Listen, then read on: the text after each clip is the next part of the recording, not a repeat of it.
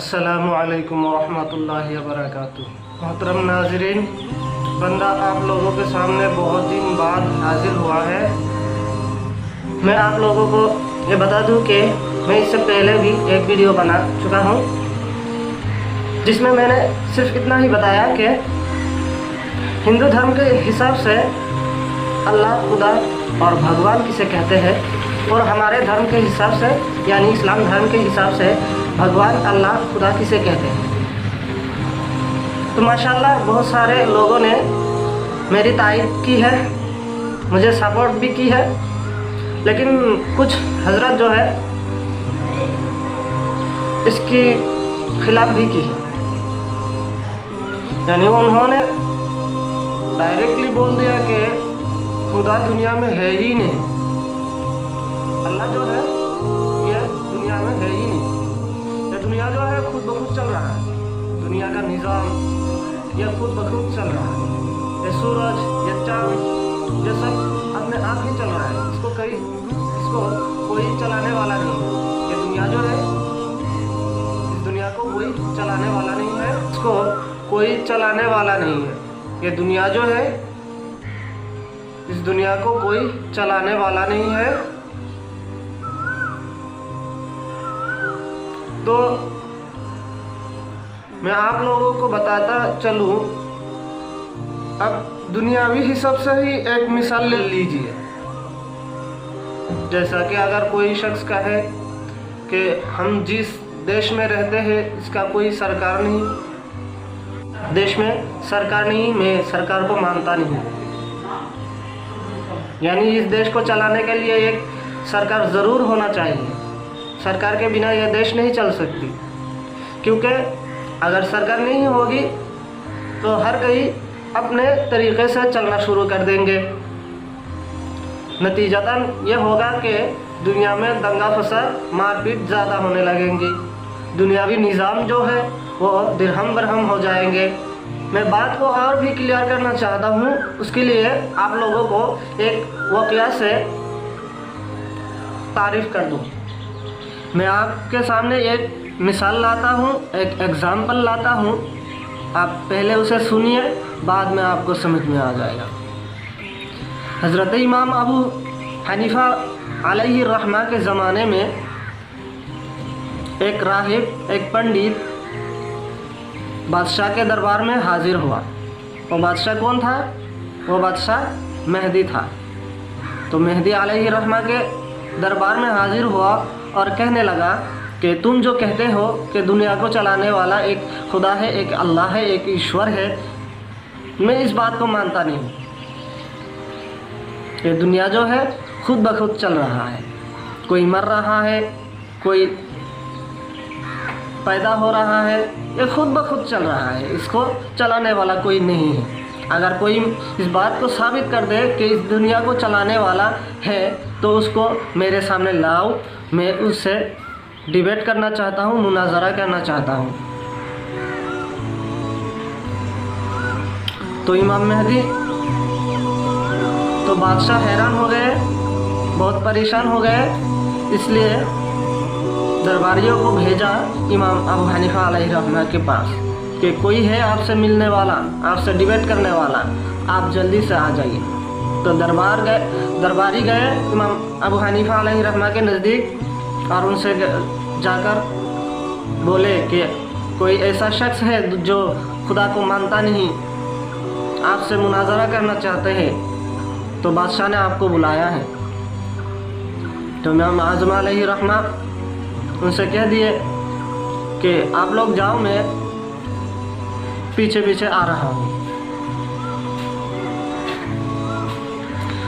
तो बादशाह का दरबार रात में मुनाकिद होता था। लोग 8 बजे गए थे इमाम आज़म को बुलाने के लिए,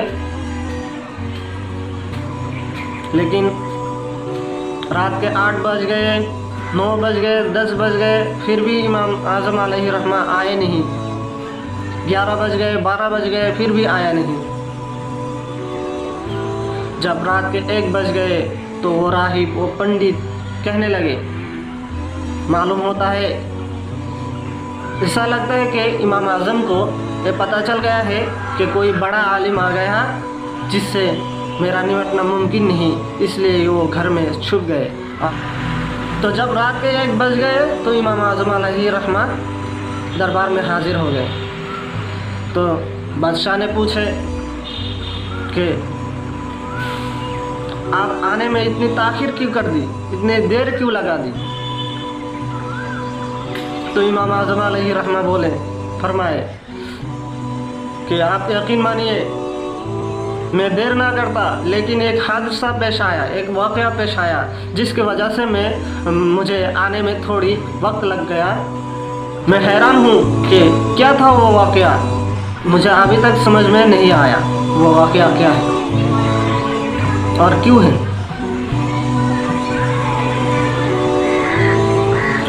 जब सब लोग मुश्ताक हो गए और बादशाह भी पूछने लगे कि वो वाक़या क्या है, तो इमाम आज़म अलैहि रहमान ने फरमाने लगे कि आप लोगों को मालूम है कि मेरा घर दजला के उस पार है और शाही दरबार दजला के नदी के इस पार है। तो दजला को पार करने में कोई कश्ती नहीं मिल रही थी, इसलिए मैं इंतज़ार कर रहा था। इतने में मैं देखता हूँ क्या, मैं देखने लगा कि अचानक नदी से एक बने बनाए तख्ता निकल रहा है और वो खुद ब खुद जोड़ने लगे और कीले भी खुद ब खुद टोकने लगे। जब कश्ती पूरी तरह से तैयार हो गई तो तख्ते के सुरख से पानी निकलने लगी और उस पानी को बंद करने के लिए नदी से एक रोगन निकला और वो रोगन खुद ब खुद उन सुरख में भरने लगे। मैं हैरान था, मैं सोचता ही रहा कि क्या है, नदी से तो मोती निकल सकती है, हीरा निकल सकती है, मछली निकल सकती है, लेकिन ये बने बनाए कश्ती कैसे निकल गई। मैं इसी फिक्र में मुब्तला था, अचानक देखा कि वो कश्ती नदी के किनारे आ गई और अपने आप को झुका दिया, गोया वो इशारा कर रही थी कि मैं उसमें सवार हो जाऊं। जब मैंने उस कश्ती पर सवार हुआ तो वो कश्ती खुद ब खुद चलने लगे नदी के बहाव के खिलाफ और कश्ती दजला के इस किनारे पर आके खड़ी हो गई और झुक गई, गोया वो इशारा कर रही थी कि मैं कश्ती से उतर जाऊं। तो इसी वजह से मुझे आने में देर हो गई। मैं आप सभी से माफ़ी चाहता हूँ कि मैं आने में देर कर दी। जब यह बात बोलना ख़त्म हो गया, उसके बाद राहिब ने इमाम आज़म अलैहि रहमा से बोले, मैंने तो सुना था कि आप एक बहुत बड़ा आलिम हैं, दानिशमंद हैं, लेकिन अब मालूम हो गया कि आप दानिशमंद नहीं, क्योंकि आप इतना बड़ा आलिम और इमाम आपके लक़ब होने के बावजूद आप बच्चों जैसी बात कर रहे हैं। क्या ये मुमकिन है कि तख्ता खुद ब खुद नदी से निकले और जोड़ कर एक कश्ती बन जाए और वो किनारे आ जाए और आपको सवार करके इस पार लेके आए, जबकि उसको समझाने वाला कोई नहीं, जबकि तख्ता को जोड़ने वाला कोई नहीं? ये कैसे मुमकिन हो सकता है? तो इमाम आज़म अलैहि रहमा ने फरमाया, क्या ये नादानी की बात है कि कश्ती खुद ब खुद बन जाए और मुझे सवार करके इस पार लाए? तो राहिब ने बोले, बेशक ये नादानी की बात है। तो इमाम आज़म अलैहि रहमा ने फरमाया, जब एक छोटी सी कश्ती खुद ब खुद नहीं बन सकती, जब एक छोटी सी कश्ती खुद ब खुद चल नहीं सकती, जब एक छोटी सी कश्ती खुद ब खुद मुझे इस पार नहीं ला सकती, तो ये कायनात जो इतना बड़ा होने के बावजूद कैसे खुद ब खुद चल सकता है, कैसे खुद ब खुद बन सकता है? इस दुनिया का निज़ाम कैसे खुद ब खुद चल सकता है।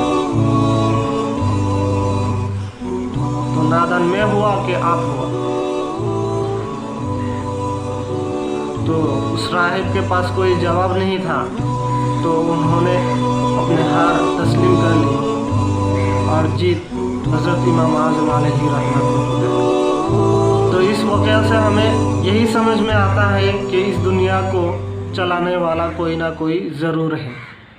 एक सुपर पावर जो इस दुनिया को चलाने वाला है वो ज़रूर इस दुनिया में मौजूद है। अब बात यह है कि जो सुपर पावर इस दुनिया को चला रहा है, इस दुनिया के निज़ाम को चला रहा है, इस कायनात को चला रहा है, जो हमें देख रहा है, आपको देख रहा है, आपको ख्याल कर रहा है,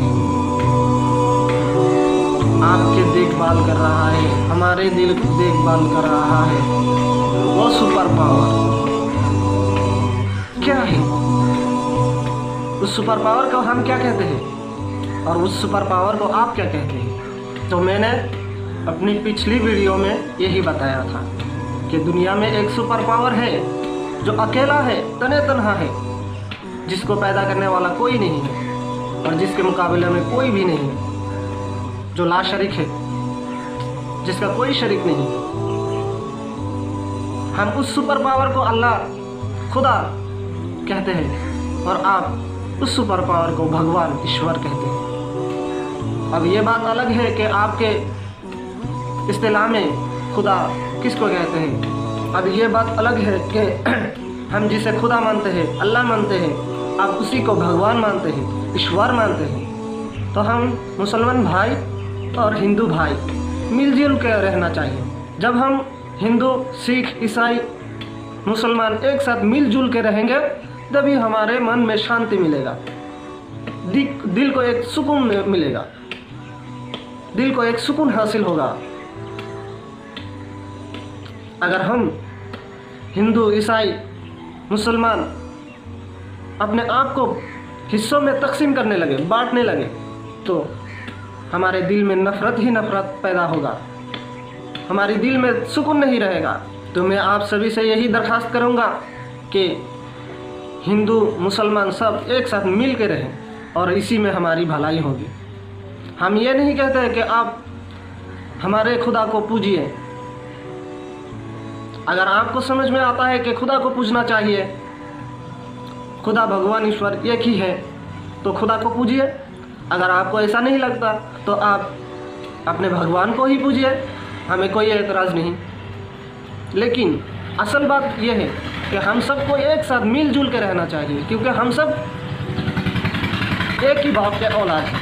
तो मोहतरम दोस्तों, बुज़ुर्गों, हम सब एक ही बाप के औलाद कैसे बने, कैसे हुए, इस बात को साबित करने के लिए मेरे पास और भी दलील है। अगर आप सब इस बात को जानना चाहते हो तो कमेंट बॉक्स में बता दीजिएगा, मैं इसके लिए अलग से एक वीडियो बनाऊंगा इंशाअल्लाह ताला। व आखिर दावाना अनिल हम्दुलिल्लाहि रब्बिल आलमीन।